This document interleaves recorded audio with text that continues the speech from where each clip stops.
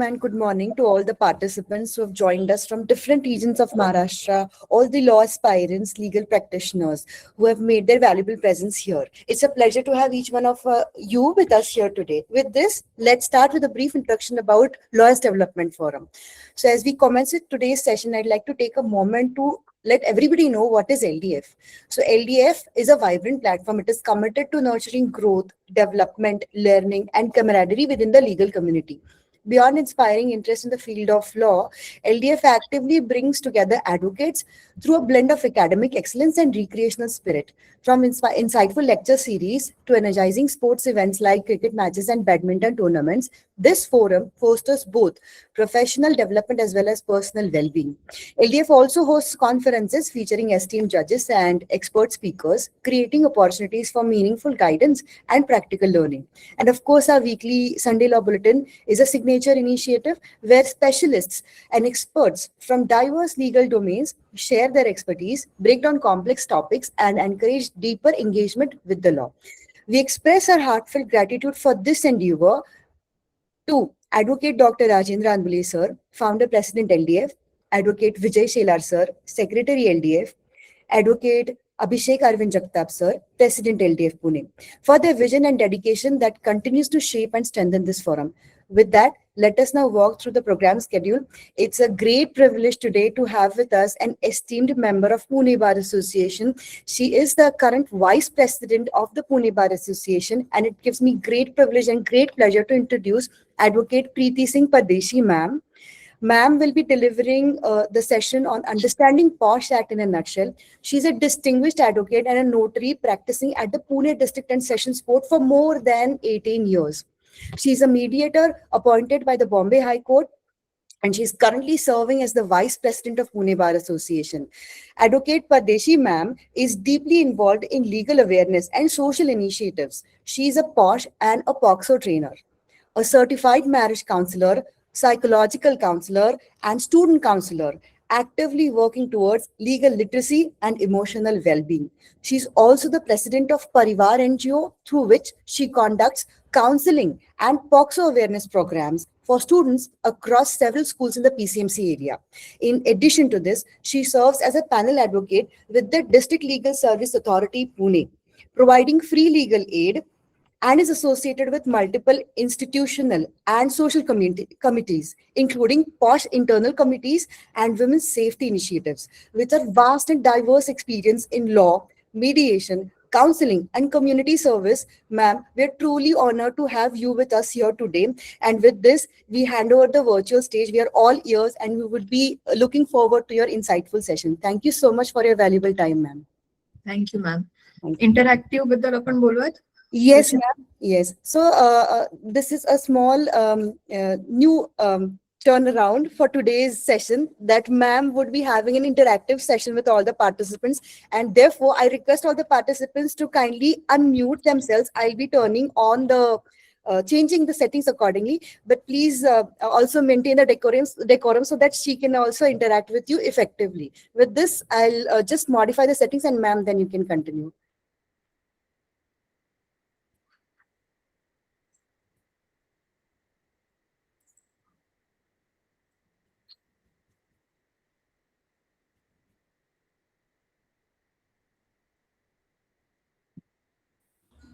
Ma'am, now the settings have been modified. The participants are free to interact, ma'am. Okay. So shall we start, Ruchi ma'am? Yes, ma'am. Thank you so much. Okay. Namaste. I'll be conducting this session in Marathi. Will it do, Ruchi ma'am? Marathi चालेल ना सर्वांना? Yes, ma'am. हो चालेल ma'am चालेल. So सगळ्यात आधी LDF lawyers development forum यांचे खूप खूप आभार.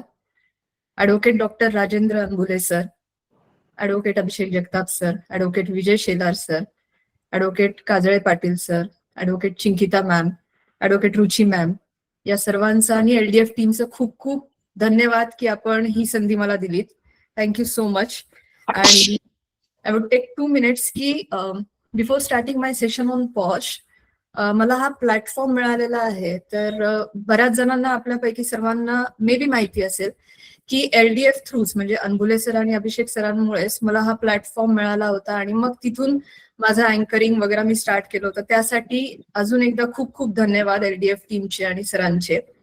सो हा सेशन आपण थोडासा इंटरॅक्टिव्ह सेशन याच्यासाठी ठेवतोय की वन साइडेड फक्त पॉश ऍक्ट काय आहे हे मला तुम्हाला नाही सांगायचंय, तर समजावून घ्यायचंय आपल्या सर्वांना की पॉश ऍक्टचा ऑब्जेक्टिव्ह काय आहे. आणि few questions will be there, few discussion points will be there की आपण थोडंसं डिस्कस करू, लेंदी नको करायला. सो ज्यांनाही आन्सर द्यायचे, ज्यांनाही काही डिस्कस करायचं त्यांनी प्लीज अनम्यूट करावं आणि मग आपण म्यूट करू शकतो. ती सेटिंग चेंज झालेली आहे.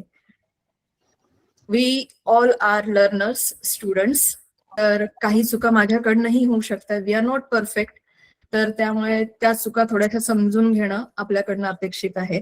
So let us start for the session. So सगळ्यात आधी मला हे सांगा की आपल्यापैकी किती जणांना, जस्ट अनम्यूट करा हो किंवा नाही, की पॉश ऍक्ट खरंच इतंभूत माहिती आहे की पॉश ऍक्ट काय आहे हे कोणाला माहिती? म्हणजे मला तसं सेशन घेता येईल की नाही मॅडम, नाही. थोडीशी Yes, आणखी माहिती हवी मॅडम. थोडीशी आहे. Vicky ma'am, yes, I know. हो, थोडस Okay. माहिती. ओके, नाही मॅडम. नाही.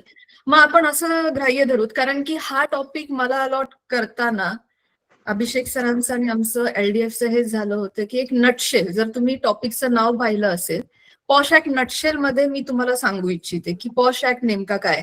सो सेक्शन नाही सांगितले आणि पूर्ण ऍक्ट जर मी तुम्हाला समजावून सांगितलं तर चालेल? साध्या मॅडम, सोप्या चालेल. मध्ये. हो हो मॅडम. हो चालेल. अज्युमिंग दॅट सगळे पार्टिसिपेंट्स आपण लॉयर्स आहोत, प्रॅक्टिशनर किंवा प्रॅक्टिसिंग और नॉन प्रॅक्टिसिंग, आपल्याला हा ऍक्ट माहिती होणं खूप जास्त गरजेचं आहे.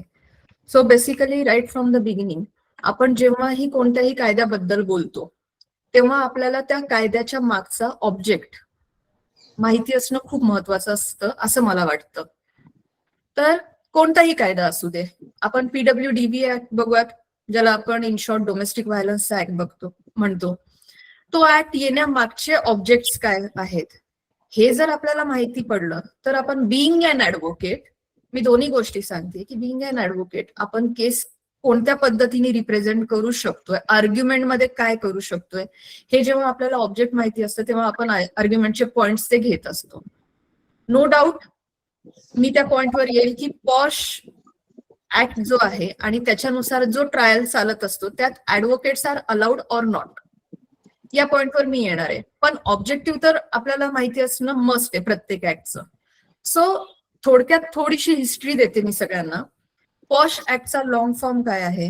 Prevention of sexual harassment act. या ऍक्टमध्ये ब्रॅकेटमध्ये जर आपण पाहिलं तर आपल्याला हे येतं की प्रिव्हेन्शन, प्रोटेक्शन अँड रिड्रेसल आहे. मग हा आपण विचार करतो का की ऍक्टचं नाव काय आहे, का आहे आणि त्याच्या मागचा उद्देश त्या ऍक्ट मध्ये दिलेला आहे का? सो प्रिव्हेन्शन या ऍक्ट मध्ये, ऍक्ट खूप लहान आहे, कायदा तुम्ही वाचू शकताय, सेक्शन तुम्ही वाचू शकताय, सेक्शन वाचून समजून घेण्याचा प्रयत्न करू शकताय. बट या सेशनचं माझं उद्देश असा आहे की एक मायन्यूट गोष्ट ज्या आहेत त्या आपल्यापर्यंत पोहोचवल्या पाहिजे, कारण की आपण ऍडव्होकेट आहोत. आपल्याला अपील किंवा मग हायकोर्ट वगैरे किंवा मग आपल्याकडे पॉशची कोणती केस आली की आपल्याला पॉइंट्स किंवा आर्ग्युमेंट तयार करून द्यायचे तर आपल्याला माहिती असायला हवेत. सो प्रिव्हेन्शन काय आहे? तर या ऍक्ट मध्ये काही गोष्टी दिलेल्या आहेत ज्या की प्रिव्हेंटरी मेजर्स एम्प्लॉयरनी काय घ्यायच्या आहेत सेक्शुअल हॅरॅसमेंट होऊ नये यासाठी. आता जर झाली तर प्रोटेक्शन कसं करायचंय त्यासाठी तेही दिलेलं आहे, आणि रिड्रेसल मेकॅनिझम. सो हे 3 वर्ड जे आहेत, प्रिव्हेन्शन, प्रोटेक्शन आणि रिड्रेसल, हे सगळं या ऍक्ट मध्ये दिलेलं आहे आपल्याला. पॉश ऍक्ट येण्यापूर्वी तुम्हाला काय वाटतं की आपण लॉयर आहे, परत एकदा सांगते की महिलांविरुद्ध जे अन्याय होत होते, सेक्शुअल हॅरॅसमेंटचे जे ऑफेन्सेस होत होते, तर कोणते कायदे नव्हते का हो? फॉर शुअर होते. सर्व काही होतं की डावरी प्रोहिबिशनचे वगैरे होते. आपण IPC थ्रू रेप वगैरे, मॉलेस्टेशन झालं, मॉडेस्टी ऑफ वुमन, ह्या सगळ्या गोष्टींसाठी IPC तर होतं. मग पॉश ऍक्ट का आला? तर 2 गोष्टी या ऍक्ट मागे मेनली आपल्याला लक्षात घ्यायच्या आहेत की हा कायदा आहे की कामाच्या ठिकाणी लैंगिक अत्याचार जर झाला तर हा ऍक्ट ऍप्लिकेबल होणार आहे. सो फर्स्ट थिंग इज की कामाच्या ठिकाणी जर झाला तर, आणि कोणाचा झाला तर, फॉर शुअर महिलांचा झाला तर. सो कंप्लेनंट कोण असू शकतं? महिला. पण आता मी त्या पॉइंटवर येईल, पण त्याच्या आधी की 2013ला हा ऍक्ट जेव्हा आला त्याच्या आधी गाईडलाईन्स होते. मेहरबान सर्वोच्च न्यायालयाने 1997 मध्ये all of us are aware की विशाखा ही केस आपण वाचलेली आहे. ओके, आपण कॉलेजमध्ये असताना गो थ्रू केलेली आहे, त्याच्यानंतरही केलेली आहे. विशाखाची केस काय होती हे कधी आपण जाणून घ्यायचा प्रयत्न केला का? नाही, फक्त आपण सायटेशन किंवा मग ती केस लॉ वाचली आणि झाला आपला अभ्यास. विशाखाच्या केसमध्ये त्याचा बॅकग्राऊंड असा होता की भौरी देवी नावाच्या एक महिला होत्या राजस्थानमध्ये. त्यांना एक काम दिलं होतं की चाइल्ड मॅरेजेस जिथे जिथे होत होते तिथे तिथे त्यांनी ते थांबवायचे होते. तर आपल्याला सर्वांना माहिती आहे की आजही कस्टमनुसार कुठे कुठे काही गोष्टी मान्य आहेत, कुठे कुठे त्या अमान्य आहेत. जेव्हा भौरी देवी त्यांचं काम करत होत्या तेव्हा काही कम्युनिटीचे काही लोकांनी मिळून त्यांना विरोध केला, पण त्या त्यांचं काम चालू ठेवत होत्या. त्याचा एक राग म्हणून किंवा द्वेष म्हणून त्यांच्यावर गँग रेप झाला. गँग रेप झाल्यानंतर विशाखा ही एक NGOचं नाव आहे. अशा काही NGO झाल्या आणि त्यांनी मेहरबान सर्वोच्च न्यायालयात धाव घेतली आणि त्यांनी हे सांगितलं की आम्ही महिला जर कामाच्या ठिकाणी आमचं काम करत असू आणि त्यावेळेस जर आमच्या सोबत काही अनफॉर्च्युनेट इन्सिडेंट झाला, सेक्शुअल हॅरासमेंट झालं, व्हॉटेव्हर, तर मग आम्हाला सुरक्षा देण्यासाठी काय आहे? त्यावेळेस मेहरबान सर्वोच्च न्यायालयाने काही गाईडलाईन्स फ्रेम केल्या की ज्या ठिकाणी महिला कामासाठी आहेत आणि त्या ठिकाणी अनफॉर्च्युनेटली असे काही इन्सिडेन्सेस झाले तर एम्प्लॉयरनी या गाईडलाईन्स 1, 2, 3, 4 ज्याही गाईडलाईन्स आहेत त्या आपण आता पुढे बघणार आहोत, त्या गाईडलाईन्स स्ट्रिक्टली फॉलो करायच्या, असं मेहरबान सर्वोच्च न्यायालयाने सांगितलं. But irrespective of framing those guidelines by honourable Supreme Court, we all are aware की गाईडलाईन्स असल्यानंतरही मॅन्डेटरीली त्या किती फॉलो कोण करतात किंवा नाही करत, आणि त्या नाही केल्या तर काय होत होतं. So after a long battle 2013 मध्ये हा ऍक्ट आला. मग आपण असं म्हणू शकतो की दोज गाईडलाईन्स वर कोडिफाईड आणि मग या ऍक्ट अंडर त्या सगळ्या गोष्टी प्रोव्हिजन आलेल्या आहेत ज्या की मॅन्डेटरीली कम्प्लाय करायला हव्यात. आता नुकतंच पॉश ऍक्टचे कम्प्लायन्सेस आलेले आहेत जे की प्रत्येक ऑर्गनायझेशननी मॅन्डेटरीली कम्प्लाय केलं पाहिजे असं ते सांगतात, आणि नाही केलं तर 50,000ची फाईन पण आहे, तेही मी पुढे आता सांगेन. So this is the background of POSH act. POSH act का आला, कसा आला, त्याच्या आधी काय होतं. Now will go ahead. POSH act why it is important, तर सगळ्यात आधी कामाच्या ठिकाणी सुरक्षितता महिलांना देण्यासाठी हा ऍक्ट आलेला आहे.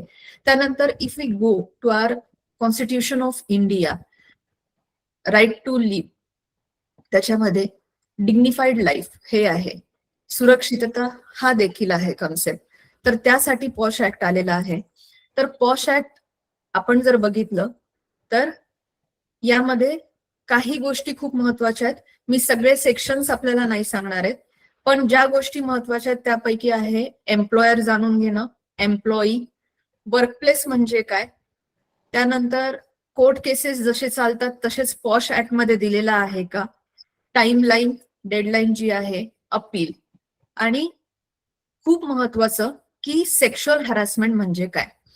सो सगळ्यात पहिले आपण बघूयात what type of actions constitute workplace sexual harassment. आता कोणी मला सांगू शकेल का की अकॉर्डिंग टू यू, काही उत्तर चुकीचं असलं तरी चालेल, की what do you understand by the word sexual harassment? According to you, what constitute as sexual harassment? In one word. Anyone? Sexual harassment madam मध्ये लैंगिक अत्याचार, तसंच विनयभंग सुद्धा येतो. गुड. अजून outraging the modesty of a woman, अजून stalking, पाठलाग करणे, pressing करणे, okay. Physical and mental abuse. Mental abuse. Okay. Online. Whatever makes you Madam. discomfortable is sexual harassment. Office मध्ये टोमणे मारणे. ओके. लैंगिक शेरेबाजी.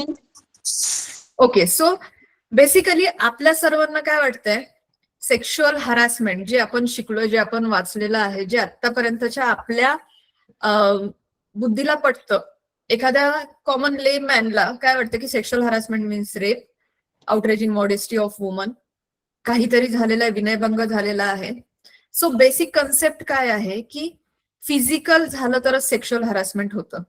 पॉश ऍक्ट मध्ये इतका वायडर स्कोप दिलेला आहे, जो की आज आपण बघणार आहे, जो की खूप महत्वाचा आहे आज आपल्यासाठी. रादर जेव्हा मी पॉशचे ट्रेनिंग घेते किंवा मग पॉशचे जे सेशन्स असतात आपल्या शाळा कॉलेजेसमध्ये तिथे मी हे आवर्जून सांगत असते की मोर ओव्हर तुम्ही बॉईजला इथे बसवा, कारण की त्यांना माहिती असायला हवं की कोणत्या त्यांच्या ऍक्ट्स, काय कोणत्या कृती केल्यामुळे ते sexual harassment under POSH act हे ग्राह्य धरलं जाऊ शकतं. So let us understand.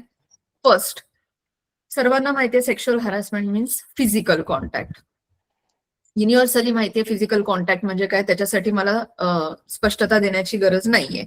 आता दुसरी गोष्ट महत्वाची, डायरेक्ट फिजिकल कॉन्टॅक्ट झालेला आहे, so for sure sexual harassment आहे.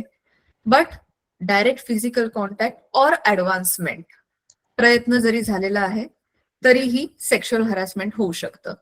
आता उदाहरणानिशी मी सांगते की मी एका कंपनीमध्ये कामाला आहे, मी एका सिनियरच्या अंडर मी कोणता तरी प्रोजेक्ट करतेय.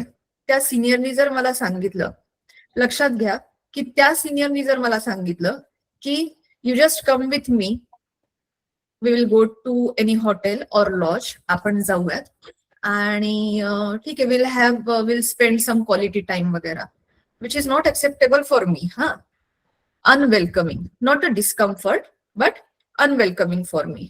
आता इथे थोडंसं लक्षात घेऊयात की फिजिकल कॉन्टॅक्ट झालेला नाहीये, प्रयत्न देखील झालेला नाहीये, but the thing is he is requesting for certain sexual favours, जे की मला लक्षात येते, जे की माझ्यासाठी अनवेलकमिंग आहे.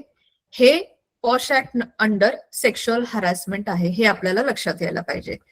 थर्डली, सो फर्स्ट झालं डायरेक्ट फिजिकल ऍडव्हान्समेंट, सेकंड झालं की रिक्वेस्टिंग, थर्ड आहे जर मला कोणता सिनियर किंवा कोणीही कलिग, आपण रेस्पॉन्डंट म्हणूयात, तो जर मला थ्रेटन करतोय, धमकी देतोय की प्रीती जर तू हे नाही केलंस मी जे सांगितलं तर मी हे करेन, मी तुझी बदनामी करेन किंवा व्हॉट एव्हर. मग इथे परत एकदा आपल्याला लक्षात घ्यायचंय, फिजिकल कॉन्टॅक्ट नाही झाला, ऍडव्हान्समेंट नाही झालं, रिक्वेस्ट नाही झालेली आहे, but what is there is threatening for sexual favours. तो काहीतरी सेक्शुअल फेवर मागतोय, बट त्याच्या मागे काय की धमकावतोय तो की मी घरच्यांना सांगेन, मी हे करेन ते करेन. This is also called as sexual harassment, हे आपल्याला लक्षात घ्यायला पाहिजे. आता चौथी महत्वाची गोष्ट, से फॉर एक्झाम्पल IT कंपनीजमध्ये असे ब्लॉग्स असतात. ओके, हा एक रिअल इन्सिडेंट झालेला आहे म्हणून मला शेअर करायचा आहे की समोरच्या केबिनमध्ये त्या एम्प्लॉईज दोघं पण होते, मागे एक एम्प्लॉई होती आणि पुढे एक एम्प्लॉई होते.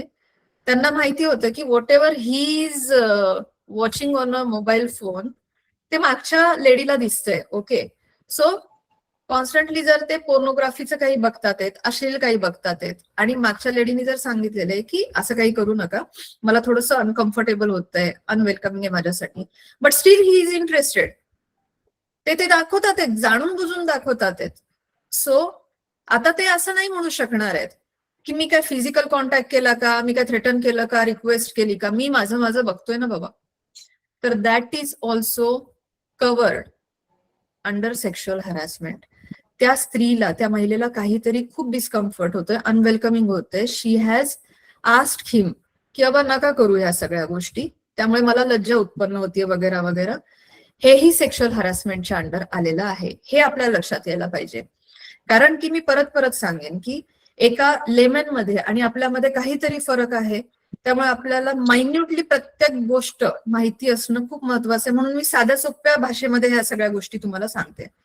लास्टली या ऍक्ट मध्ये इतकं जास्त चांगलं एक सेंटेन्स दिलेलं आहे, मला ते वाचून दाखवायचं आणि मग मी समजावून सांगेन की सेक्शुअल हॅरासमेंट मीन्स लास्टचं काय, any other unwelcome physical, verbal, non verbal conduct of sexual nature. मी परत एकदा वाचते आणि तुम्हाला मग विचारते. Any other unwelcome, unwelcome physical, we have seen it. Verbal and non verbal मध्ये according to you, what do you understand की what can be considered as verbal? Verbal तर मला माहिती आहे, आता मी जर काही बोलले तर, बट स्टील नॉन वर्बल मध्ये काय येऊ शकतं? Any guess, any answer? Any act किंवा काही ज्याच्यामध्ये मला अनकम्फर्टेबल Gesture or वाटतं, act. Gesture, which is having an impact of harassment on me. Intent may not be, the intent may not be of harassment, but it is having an impact की मला harassed वाटतं का uncomfortable example, वाटतं. Example. I am asking you for example. बरोबर आहे तुमचं? रस्ता अडवून उभे राहणे मॅडम. कॅन्टीन मध्ये सपोज एखाद्या कंपनीच्या कॅन्टीन मध्ये किंवा जिथे जेवण वगैरे घेतात तिथे समजा बसलेत, I am sitting on one table and there are two men sitting on the other table. They are having jokes amongst themselves and laughing which is making me uncomfortable. खरं त्यांचा जसं काही विषय पण नसेल, पण तरी पण त्यांच्या जेस्चर्समुळे जर मला अनकम्फर्टेबल वाटलं तरी सुद्धा ते सेक्शुअल हॅरेसमेंट मध्ये येतं. Okay, great. Any other answer? Mansi, एखाद्या हॅलो, समजा मॅडम एका रूम मधून दुसऱ्या रूम मध्ये जाण्याची जागा असेल तर ती तिथे अशा पद्धतीने उभं राहायचं की एखाद्या लेडीजला सहजासहजी जाता येऊ नये किंवा अंगाचा स्पर्श होईल जाताना मुद्दाम येस. असं. वन ऑफ द डोळा मारणे. हॅलो, मी बोलू का? हो. हा, तर ऍक्च्युली समजा एखाद्या केबिन मध्ये दुसरा एक जेंट्स बसलाय आणि समहा आपण एखाद्या स्पेस म्हणून दुसऱ्या स्पेस मध्ये जातोय, तर at that time eye contact जे असतात ना, ते लेडीजला ऍक्च्युली सिक्स सेन्स असतो की दुरून अशा पद्धतीने बघणं, तेही आपल्याला कळून जातं की बाबा he is watching me consistently, आहे ना, not only one day, day to day, second day, third day, fourth day. This is actually harassment. Got it, got it. अजून? मॅडम मला एक क्वेश्चन विचारायचा आहे. तो Can I ask one question question? नका विचारू, क्वेश्चन नका विचारू प्लीज. आय रिक्वेस्ट एव्हरीवन, आपण आधी समजून घेऊयात. Will be having a Q and A session entirely आपण ठेवूयात, आधी समजून घेऊयात. ओके. थँक्यू. डोळा मारणे, एकटक बघणे सुद्धा त्याच्यात येतं. शिट्टी वाजवणे. येस, आता मी सांगते. येस, शिट्टी वाजवणे पण. आता इतका वाईडर स्कोप आहे या लास्ट लाईन मध्ये. मी परत एकदा वाचते. Any other unwelcome physical, unwelcome physical we understood.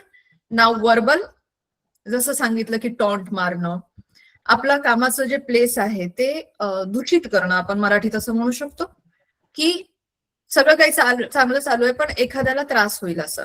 आता नॉन वर्बल मध्ये माझं नाव आहे प्रीती सिंग परदेशी. मी नेहमी माझंच उदाहरण देते कारण की कोणाला वाईट नको वाटायला.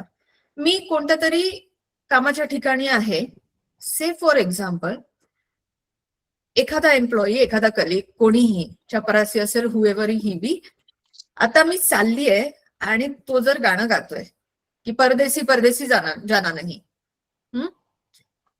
और अ लेमॅन, तो गातोय आणि मला कळतंय की ते माझ्यासाठीच गातोय, तो आय एम नॉट कम्फर्टेबल आणि मला नाही पटत हे.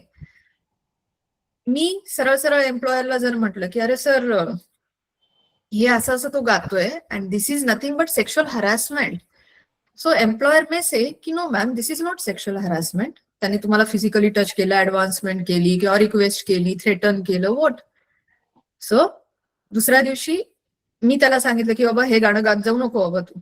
दुसऱ्या दिवशी परत एकदा तो गाणं गातोय की परदेसी परदेसी जाना नाही. Now again I went to employer आणि सांगितलं की सर असं नाहीये. एनी अदर अनवेलकमिंग मध्ये, नॉन वर्बल मध्ये अशा पण गोष्टी येतात. या गोष्टी आपल्याला माहिती असायला हव्यात. म्हणून मी हे एक्झाम्पल देत आहे की याही गोष्टी ज्या होत असतात एखाद्या महिलेसोबत, that comes under sexual harassment. Okay. Taunt मारणं, शिट्टी मारणं, जेव्हा मी एखादं सेशन घेत असते तेव्हा जर से फॉर एक्झाम्पल हायपोथेटिकली समोर एका फर्स्ट बेंचवर कोणीतरी बसले आणि आता जसं एखाद्याने सांगितलं की कंटिन्युअसली स्टेअर करतात आहेत मला, आणि मला कळतंय की ते स्टेअरिंग इज नॉट नॉर्मल. ते ऐकत नाहीयेत जस्ट, बट ते स्टेअरिंग मध्ये जेस्चर्स काहीतरी करतायत, पाउटिंग करतायत, किसिंगचे एक्सप्रेशन देतात आहेत. त्यावेळेस ते असं नाही म्हणू शकत आहेत की नाही आम्ही कोणत्याही सेक्शुअल हॅरासमेंटचा फिजिकल असं काही केलेलं नाहीये. So we need to understand. एका सेंटेन्स मध्ये मी सगळ्यांना सांगू इच्छिते की whatever is unwelcoming for that woman, if she is saying की this is unwelcoming for me, though it is verbal, non verbal, physical, non physical, it comes under sexual harassment act. So I believe की I have explain you की नेमकं काय आहे sexual harassment. तुम्हाला हे लक्षात आलं असेल असं मला वाटतं. बट स्टील जे आपल्याला माहिती असायला पाहिजे टर्मिनॉलॉजीज मी 2 मिनिटात वाचून दाखवते. सेक्शुअल हॅरासमेंटचे एक्झाम्पल्स काय असू शकतात? फर्स्ट, गेझिंग, बघणे, leering, vulgar gesture, doing kissing sounds, मागे बसून किंवा मग कुठेतरी जसं आता कॅन्टीन मध्ये जसं म्हणालात तसं, वर्कप्लेसच्या ठिकाणी जर तिथे बसून जर हे सगळ्या साऊंड्स वगैरे कुणी करत असेल ते, lips packing, biting, showing vulgar photos, videos to anyone. त्यानंतर अब्युजिंग पॉवर बाय डिमांडिंग, जसं की मी हे सांगितलं की कुणीतरी सिनियर आहे म्हणून त्याचा चुकीचा फायदा घेऊन थ्रेटन करताय किंवा मग डिमांड करत आहे. Touching, caressing, leaning, kissing. आता एकाने सांगितलं की जाता येत नाहीये, त्यांना माहितीये की जाता येत नाहीये, बट स्टील ते तिथेच थांबलेले आहेत. That is also considered under this head. Blocking path ज्याला आपण म्हणतो, blocking path, following, stalking, cornering. तर या सगळ्या गोष्टी सेक्शुअल हॅरासमेंट मध्ये येतात. आता नेक्स्ट आपण बघूयात की वर्कप्लेस. वर्कप्लेस म्हणजे काय? या ऍक्ट मध्ये खूप wide Ma'am, sorry to interrupt you. Can I speak in between? Sorry Can I speak? I have one queries. ma'am, queries we will take. I request everyone that we'll take all the queries, questions and answers. नाही, हे जे तुम्ही सांगितलं ना त्याच्यावर related आहे ma'am, म्हणून Yes, me yes, yes. Whatever it चालेल. is, whatever it is, ठीक आहे. please. ठीक आहे, ठीक सो आहे, काय okay. होईल की एकतर लिंक तुटेल सगळ्यांची पण आणि माझी पण कदाचित. So Okay, ma'am, no problem. okay, okay, thank you. So now let us come to next aspect, workplace. पॉशच्या ऍक्ट, आपण हे सगळं काही पॉश ऍक्ट अंडर बघत आहोत. त्यामुळे डोंट गेट कन्फ्युज की सेक्शुअल हॅरासमेंट, तुम्ही या गोष्टी जर तुम्ही 498A च्या ह्याच्यात, जुन्या 498A च्या ह्याच्यात जर तुम्ही इन्कॉर्पोरेट करायचा विचार करत असाल तर तसं करू नका. आपण फक्त पॉशचं बघत आहोत. सो पॉश ऍक्ट अंडर आपण दुसरं बघणार आहोत की वर्कप्लेस म्हणजे काय. तो बेसिकली आपल्याला असं वाटतं की वर्कप्लेस म्हणजे काय? Can anyone answer according to you? Workplace म्हणजे काय असू शकतं? Any place where work is done and remuneration is paid. Yes. Any Yes. place. Yes. Anyone else? True. Workplace can be from home also, because there also if there is some sexual harassment done by any other family member, so that can family also member be नाही ma'am, family member नाही. दिस कामाचं सुरक्षित ठिकाण असं म्हणू शकू आपण. कामाचं आपण जे काही काम करतो पैसे कमावण्यासाठी ते सुरक्षित ठिकाण. बरं, आता मी सांगते सगळ्यात आधी please family members does not comes under this.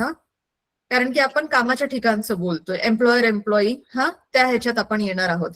वर्कप्लेसची व्याख्या खूप मोठी दिलेली आहे, आता आपल्याला ती लक्षात ठेवायची आहे. जनरली आपण वर्कप्लेस म्हणजे काय म्हणतो की कामाचं ठिकाण, जिथे मी कामाला जातीये, जिथून मी काम करतेय, हेड ऑफिस, ब्रांच ऑफिस. ते पॉश ऍक्ट नुसार वर्कप्लेसची व्याख्या इतकी वाईट दिलेली आहे जी की कॉमन लेमॅनच्या डोक्यात देखील येऊ शकणार नाही कदाचित. But we need to understand first, तुम्ही जिथे कामाला जाताय फॉर शुअर ते तर आहेच आहे. बट आता आपल्याला सर्वांना माहिती आहे की कोविड नंतर ऑनलाईन सगळं काही चालू झालेलं आहे. तर ऑनलाईन प्लॅटफॉर्म्स जे असतात, ऑनलाईन वर्क, व्हर्च्युअल जे म्हणतो आपण, की मी घरी बसलेली आहे, माझे एम्प्लॉयर चेन्नईला बसलेले आहेत, we are having a office meet, बाकीचे एम्प्लॉईज जे काही आहे ते त्यांच्या घरी आहेत, कुणी गोव्याला असेल किंवा काय असेल. ओके, आणि व्हॉट्सअप व्हिडिओ कॉल एक चालू आहे, ऑनलाईन मीट पण चालू आहे.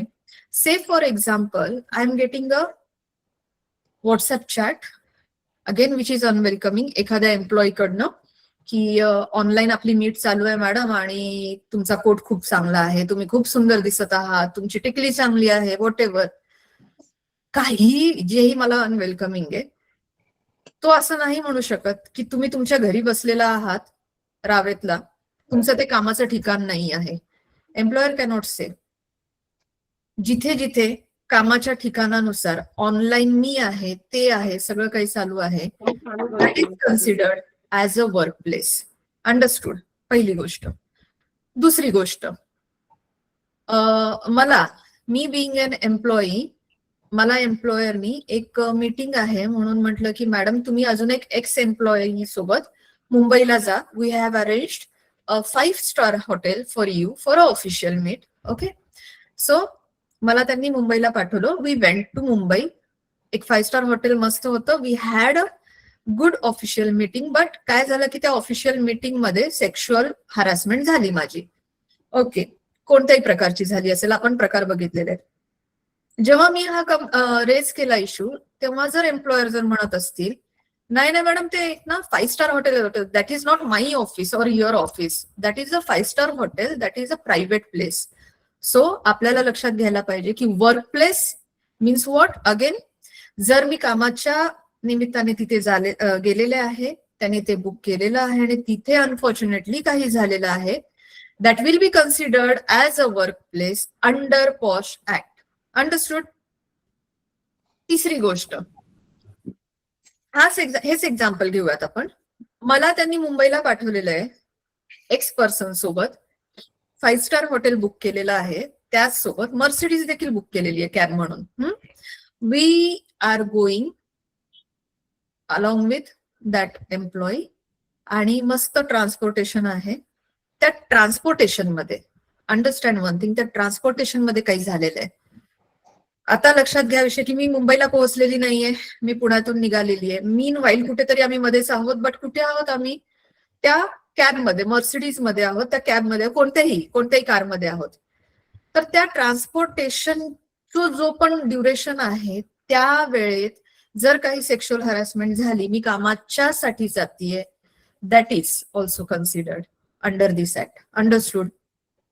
या सगळ्या गोष्टी जर आपल्याला माहिती झाल्या तर वी विल से की what is work place. Physically मी जिथे जातीये ते, त्यानंतर ब्रांच ऑफिस असेल किंवा काय असेल ते, त्यानंतर एनी प्लेस. आता मी हे समजून दिलं त्यामुळे मी वाचून दाखवते तुम्हाला. Any place visited by the employee arising out of or during the course of employment including the transportation facilities provided by the employer. Now, any space, again, where the hired personal visits the work. मग मी जसं सांगितलं, hotel असेल, lodge असेल, what ever it be. कधी कधी club houses मध्ये मोठमोठ्या meetings होत असतात कोणत्या कोणत्या कंपनीच्या.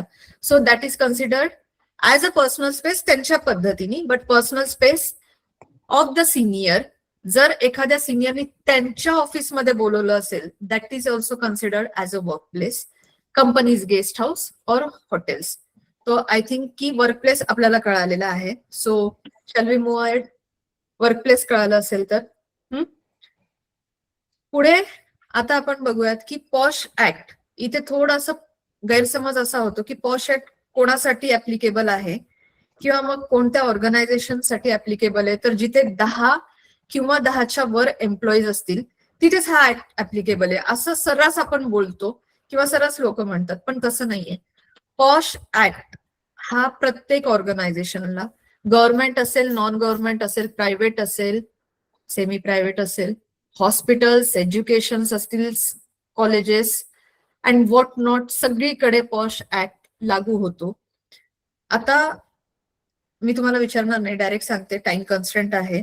आपल्या घरात ज्या मेड सर्वंट्स येतात, तर आपलं घर काय वर्क प्लेस नाहीये, बट स्टील डोमेस्टिक सर्वंट जे येतात they can take help of POSH act. आता इथे तर 10 पेक्षा जास्त एम्प्लॉईज नाहीच आहेत आपल्याकडे, ठीक आहे, तरीही पॉश ऍक्ट तिथेही ऍप्लिकेबल होतो. The difference we must understand is की जिथे 10 किंवा 10च्या वर आहेत एम्प्लॉईज, लक्षात घ्या गोष्ट, तिथे आयसी कमिटी असते, इंटरनल कमिटी असते, म्हणजे पॉश ऍक्ट तर लागू होतो 100%. आणि जिथे 10 पेक्षा कमी आहे, जिथे मी उदाहरण देते की घर देखील आहे, तिथे तिथे लोकल कमिटी असते, LC म्हणतो आपण, आणि ते मग आपल्या डिस्ट्रिक्ट ऑफिसर एक अपॉइंट केलेले असतात. मी ते नंतर येईल ग्रॅज्युअली. तर लक्षात घ्या, सांगायचा उद्देश असा आहे की पॉश ऍक्ट कुठे ऍप्लिकेबल आहे, तर प्रत्येक ऑर्गनायझेशन मध्ये. बट आता who can be employer according to all this criterias, तर गव्हर्नमेंट ऑफिसर आहे तर फॉर शुअर जो पण तिथले ते मेन अधिकारी असतील ते एम्प्लॉयर असतील. तर who is an employer according to POSH act, understand, for a government or a local authority. एका सिंपल सेंटेन्स मध्ये मी सांगते की employer is head of the department. आपल्याला हे लक्षात ठेवायचंय. कॉलेजमध्ये हेड ऑफ द डिपार्टमेंट असतील, प्रिन्सिपल असतील. For a dwelling place or house, जसं मी म्हटलं की एखाद्या घरी बंगल्यामध्ये जो कोणी आहे तर तो मालक एम्प्लॉयर असणार. And for any other establishment, employer is any person responsible for the, आता हे महत्वाचं आहे की दुसऱ्या ऑर्गनायझेशन जे आहेत तिथे हेड नसतात कधी कधी.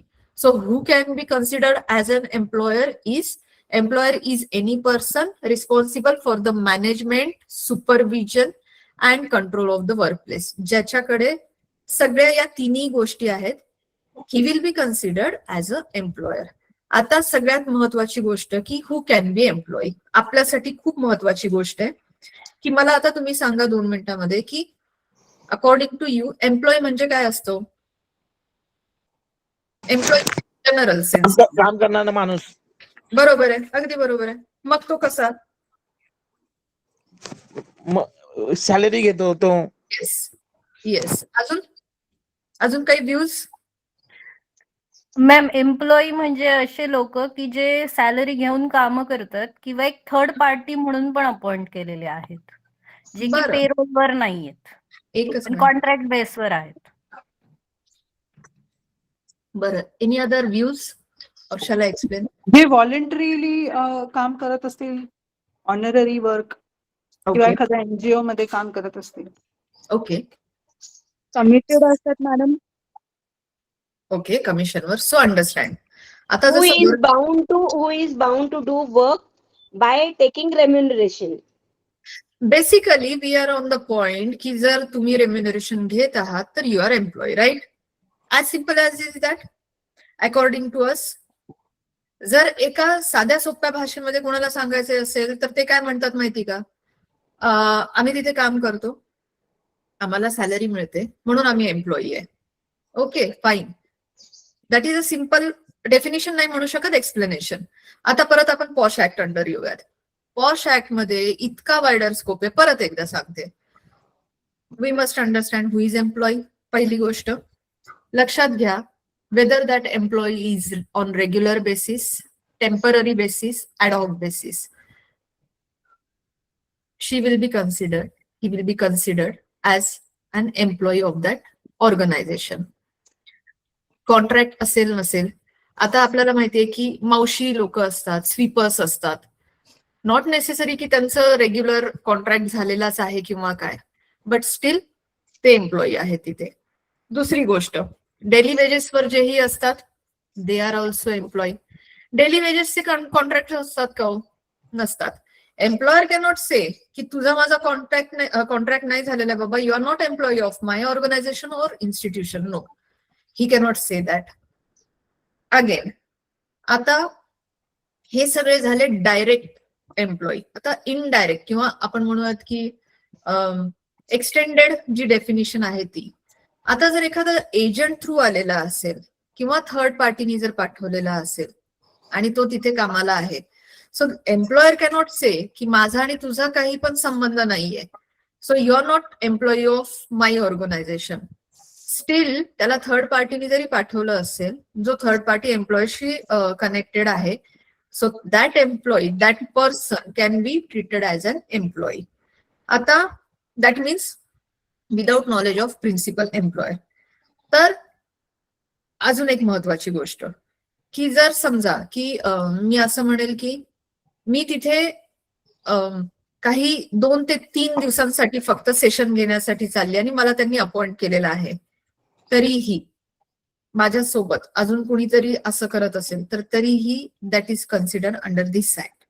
त्यानंतर महत्वाची गोष्ट की वर्किंग ऑन, आता कुणीतरी सांगितलं की एनजीओ मध्ये, तर working on voluntary basis or otherwise.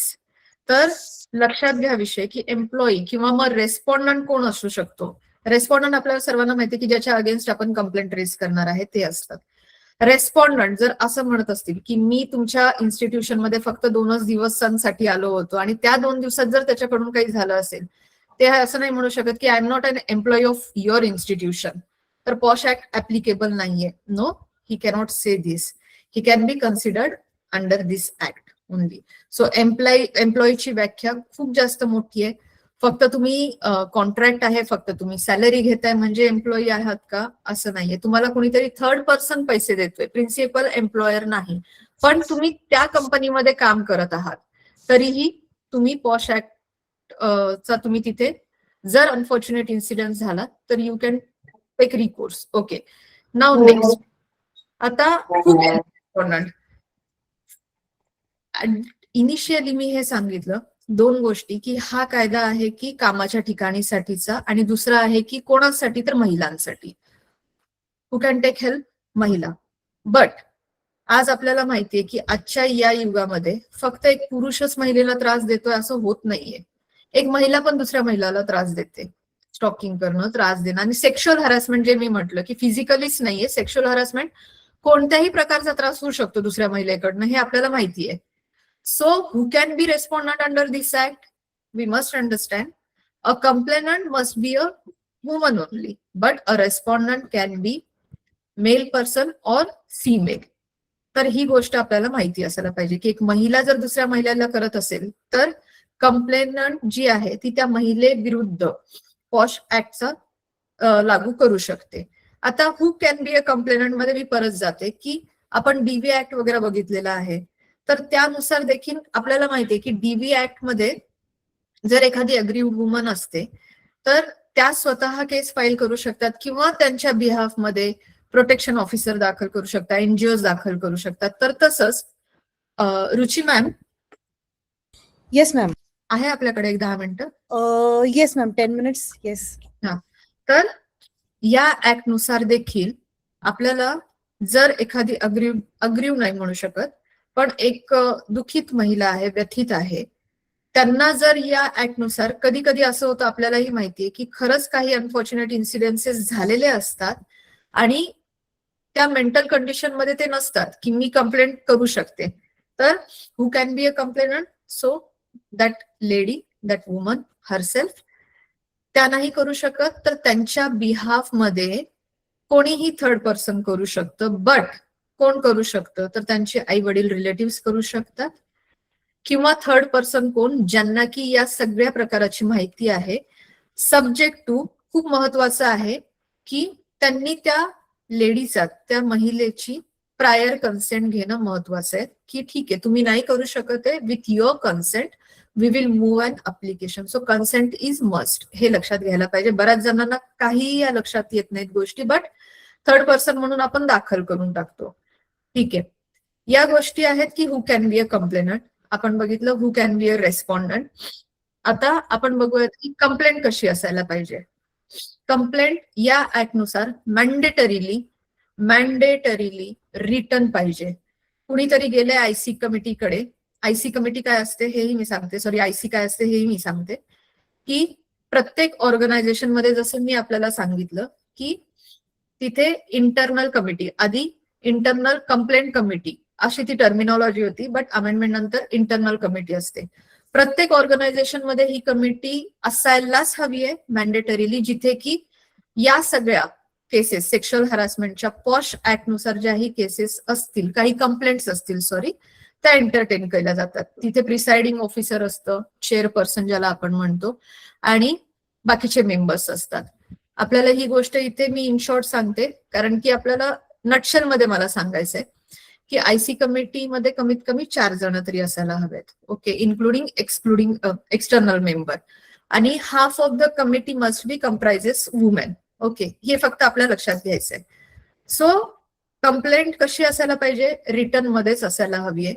ती रिटर्न मध्ये एखाद्या कंप्लेनंटनी जर असं काही इन्सिडेंट झाला तर ती त्यांनी रिटर्न मध्ये आयसी कमिटीकडे सुपूर्त करायला हवी आहे.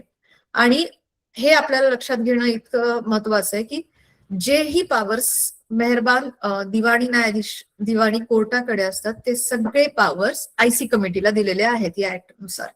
सो सगळे पॉवर्स म्हणजे काय आपल्याला माहितीये की कंडक्टिंग ट्रायल, एव्हिडन्स घेणे, इफ नेसेसरी, प्रत्येक ट्रायल मध्ये नाही बट इफ नेसेसरी तिथे क्रॉस एक्झामिनेशन घेणे, समोरच्याला विटनेसेस कॉल्ड आउट करणे, समोरच्याला पूर्ण फेअर चान्स देणे, हे सगळं ते आयसी कमिटी करत असते. सो परत आपण जाऊयात मागे की कंप्लेंट कशी असायला पाहिजे. फर्स्ट, मॅन्डेटरीली रिटर्न मध्ये असायला पाहिजे. सेकंडली, क्रोनॉलॉजिकली तुमच्यासोबत काय काय झालं हे अपेक्षित आहे तिथे लिहिलेलं.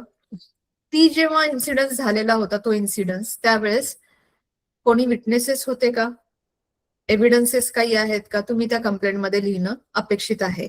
So complaint must be in writing, chronologically, सिक्वेन्समुळे, आणि लास्टला की काय कसं काय झालं आणि तुम्हाला काय अपेक्षित आहे ते तिथे तुम्हाला कन्क्लूड करावं लागतं. हे सगळं झाल्यानंतर आपण जसं कोर्टमध्ये प्रॅक्टिस करत असताना आपल्याला माहितीये की प्रत्येक एका केससाठी लिमिटेशन फ्रेम केलेलं आहे. 3 वर्ष, 12 वर्ष, प्रत्येक गोष्टीसाठी. चेक बाउन्सिंगच्या केसेससाठी वेगळं आहे. सो पॉश ऍक्टची कंप्लेंट तुम्हाला कधीपर्यंत दाखल करता येईल? 3 महिने. Okay, standard. बट जर परत एकदा आहे की डिले कंडोन जसा होतो आपल्याकडे, तर तसं एखादी अग्रीव्ड कुणी वुमन आहे, जर त्यांना 3 महिन्यापर्यंत, एक केस अशी आली होती आमच्याकडे की लिटरली त्या खूप मोठ्या शॉकमध्ये गेल्या होत्या मेंटली आणि 4 महिने त्या बेडरिडन होत्या, त्यांची ट्रीटमेंट चालू होती आणि 4 महिन्यानंतर त्यांना लक्षात आलं की आपल्याला आता आपण करू शकतोय. त्यावेळेस आयसी कमिटी कॅनॉट से की नाही 3च महिने दिलेले आहेत. वी नीड टू शो, जसं आपण डिले कंडोन करताना जी रियालिटी आहे ती रियालिटी आपण दाखवू शकतो की 3 महिन्यानंतर डिले का झालेला आहे, along with documents, medical certificates, along with your previous situation की का तुम्ही त्या तोपर्यंत नाही आलेला आहे. तुम्ही या सगळ्या गोष्टी नरेट केल्या तर 3 महिन्यानंतर देखील एक्सेप्शनल केसमध्ये तुम्ही कंप्लेंट दाखल करू शकताय. So the deadline to file the complaint is 3 months, but in exceptional circumstances or cases you need to show the fair things. Okay, की डिले का झाला. आता पुढे येऊयात की एक प्रश्न नेहमी असा असतो आपल्याकडे की बिंग अ लॉयर, आपल्याकडे जर असं झालं तर क्लायंट आपल्याला विचारू शकतो की मॅडम मला पॉश मध्ये तर करायचीच आहे, पॉश आयसी कमिटीकडे तर कंप्लेंट करायची आहे, पण मी सायमल्टेनियसली पॅरलली मी पोलीस कंप्लेंट करू शकते का? So the answer is yes. तुम्ही आयसी कमिटीकडे देखील करू शकताय आणि पॅरलली तुम्ही पोलीस स्टेशन मध्ये देखील करू शकताय. पॉश ऍक्ट मध्ये इतकं चांगलं सांगितलेलं आहे की जर ती लेडी, ती महिला आयसी कमिटीकडे जाऊन जर त्या म्हणत असतील की मला पोलीस कंप्लेंट करायची आहे but I am unaware of the procedure, तर आयसी कमिटीला ती प्रोसिजर त्यांना सांगून द्यायची असते की पोलीस कंप्लेंट करायची आहे madam, so go to this police station, ही तक्रार आहे ती. इन शॉर्ट आयसी कमिटीला त्यांना मदत करायची आहे. Second last most important thing इथे मला तुम्हाला सांगायचं आहे, जेव्हा आपण एखादी केस चालवतो तिथे आपण एक्झिबिट 5 दिलेलं असतं इंटेरियम रिलीफ साठी. डीबीची केस असेल, सिव्हिल असेल, डिवोर्स असेल, आपण इंटेरियम रिलीफ मागतो, इंटेरियम प्रोटेक्शन मागतो, इंटेरियम मेंटेनन्स मागतो. पॉश ऍक्ट नुसार जनरल आहे, कॉमन सेन्स आहे की एखादी घटना माझ्या कंपनीमध्ये झालेली आहे, जो रेस्पॉन्डंट आहेत ते माझ्या समोरच बसत आहेत, मी कंप्लेंट केलेली आहे आणि कंप्लेंट केल्यानंतर त्यांना नोटीस गेलेले आहेत, त्यांना नोटिसेस गेल्यानंतर फॉर शुअर अकस असणार आहे समोरच्यामध्ये. But still if he sitting in front of me, मला थ्रेट पण आहे, मला ऑकवर्ड पण वाटतंय, मग मी काय करणार? So interim reliefs are given under POSH act as well, जे की आपल्याला माहिती असायला पाहिजे.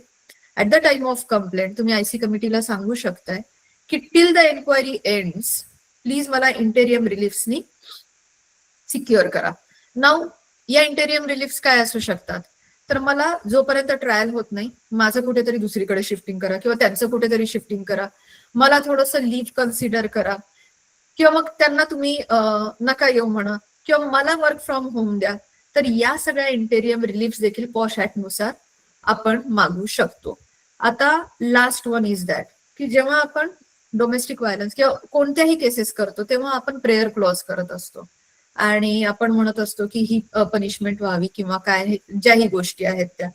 पॉश ऍक्ट नुसार आपण असं म्हणूयात की एखादी कंप्लेंट आयसी कडे आली, इंटरनल कमिटीकडे आली, तर ते जे देतात वर्डिक्ट आपण असं नाही म्हणू शकत, बट जेही त्यांच्या गोष्टी असतात ऍट द एंड त्याला एक टर्मिनॉलॉजी आहे, त्याला आपण म्हणतो recommendations. See we are lawyers and we should use the proper terminology. आपण प्रत्येक ऍक्ट नुसार वेगळं हे करतो. दिवाणी मुकदमा असेल तर आपण प्लेंटिफ डिफेंडंट म्हणतो, क्रिमिनल मध्ये कंप्लेनंट अक्यूज म्हणतो. तसं पॉश मध्ये आयसी कमिटी काय देते तर रिकमेंडेशन्स देत असतात ते एम्प्लॉयरला. आता at the end of the enquiry if IC committee founds की yes the case is true, case is true म्हटल्यानंतर रेस्पॉन्डंट विरुद्ध काय काय होऊ शकतं, तर पनिशमेंट दिलेले आहे का पॉश मध्ये, तर पनिशमेंट दिलेले नाहीये. What IC can recommend is according to the grievance and nature of offence. बरं का, आता ह्याही गोष्टीवर मी येते की जर मी परत माझं उदाहरण जे सांगितलं होतं की परदेशी जाणं नाही हे अनवेलकमिंग आहे, सेक्शुअल हॅरासमेंट आहे, that constitutes an offence under this act. आणि जर मी आयसी कमिटीला सांगते की नाही मला 50 लाख रुपये कॉम्पन्सेशन द्या, अनएक्सेप्टेड आहे. मग रिकमेंडेशन्स काय असायला पाहिजे? प्रत्येक वेळेस मी म्हणू का की त्याला टर्मिनेट करा, किंवा याच्या उलट जर खूप काही सिरियस ऑफेन्स झालेला आहे कुणासोबत तरी, फिजिकल असॉल्ट झालेला आहे, काइंड ऑफ रेप आणि एवढ्या सगळ्या गोष्टी झालेल्या आहेत, so can I ask for return apology की नाही तुम्ही त्याच्याकडून रिटर्न अपॉलॉजी द्या? Can IC committee recommend that? No, not at all. तर it depends upon the grievance and nature of offence, seriousness of offence. So what are those recommendations? So first again लक्षात घ्या, recommendations जेव्हाही IC committee देत असेल तेव्हा nature of offence आपल्याला बघायचं आहे. सो फर्स्ट काय आहे? Return apology. IC can recommend the respondent की भाऊ तुम्ही रिटर्न अपॉलॉजी द्या. दुसरं warning, they can issue a warning according to, परत सांगते की nature and grievance of the offence. Third reprimand, ते करू शकतात. Fourth respondent, if respondent found guilty, withholding of their promotion थांबवू शकतात, सॅलरी थांबवू शकतात. डिडक्शन ऑफ कम्पन्सेशन, आता जर त्यांना वाटलं की कम्पन्सेशन द्यायचंय रेस्पॉन्डंट तर्फे कंप्लेनंटला, सो ते काय करू शकतात तर deduction of compensation payable to the aggrieved woman from the salary of the respondent. Next termination, as I said termination कोणत्या केसेसमध्ये व्हायला हवंय किंवा कोणत्या नाही, that is depending. And lastly काय दिलेलं आहे इथेही, जे की न्यू लॉज मध्ये पण आपण बघितलेलं आहे, कम्युनिटी सर्व्हिस और counselling.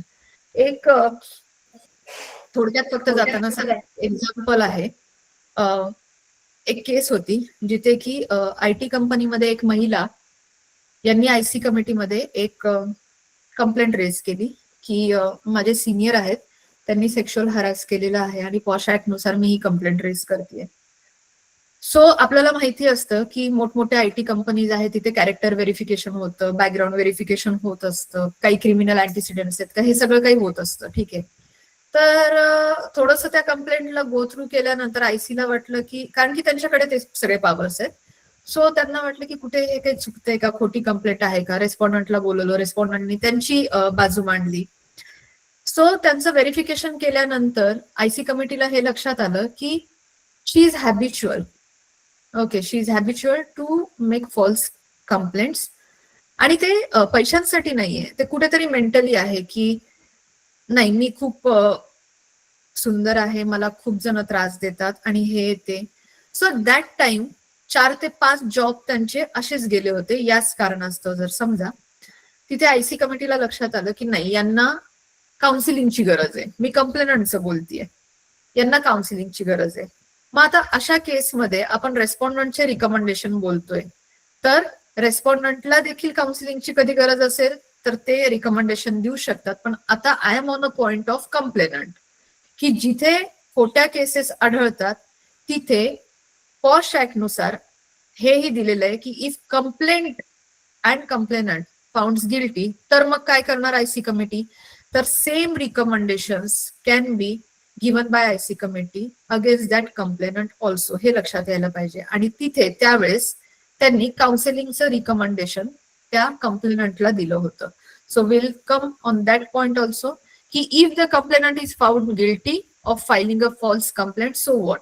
So under POSH act filing a false complaint is punishable according to POSH Act if it is proved that the complainant has filed a complaint with malicious intent or with the knowledge that the complaint is false, जे आपल्याला माहिती असतं, then the IC can recommend against any action, जे मी सांगितलं, against the complainant as prescribed in the service rules of the organization or the recommendation same, जे मी तुम्हाला सांगितले ते. सो आपल्याला या काही गोष्टी महत्वाच्या होत्या. लास्ट सांगते की IC कमिटीकडे आलेली प्रत्येक एक कंप्लेंट कॉन्फिडेन्शियलच असते. कंप्लेनंटनी, रेस्पॉन्डंटनी, विटनेसेसनी या कोणत्याही घटनेचा किंवा या कृतीचा बाहेर उल्लेख करता काम नये. नॉर IC कमिटी किंवा त्याचे मेंबर्स यांनी कधीही कंप्लेंट रेज झाल्यापासून एन्क्वायरी हेल्ड होत असताना आणि आफ्टर दॅट ऑल्सो त्यांनी कॉन्फिडेन्शियलिटी मेंटेन करणं मस्ट आहे, हे या ऍक्ट मध्ये दिलेलं आहे. आणि जर त्यांच्याकडनं हा उल्लंघन होत असेल तर त्याचे पनिशमेंट किंवा फाईन पण दिलेले आहेत.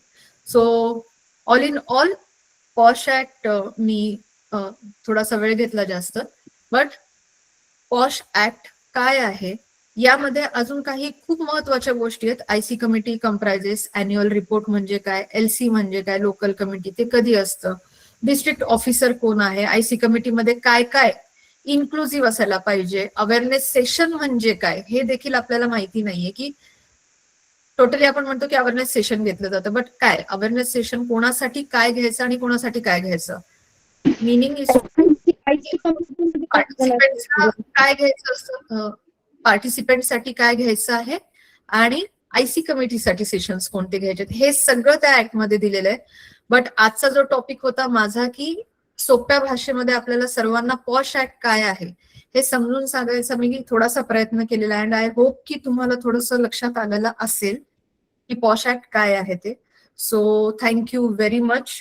आपण सगळे पार्टिसिपेंट्सनी खूप चांगल्या पद्धतीने इंटरॅक्टिव्ह सेशन पण तुम्ही जॉईन केलं आणि मला ऐकलं, त्यामुळे थँक्यू फॉर पार्टिसिपेंट्स.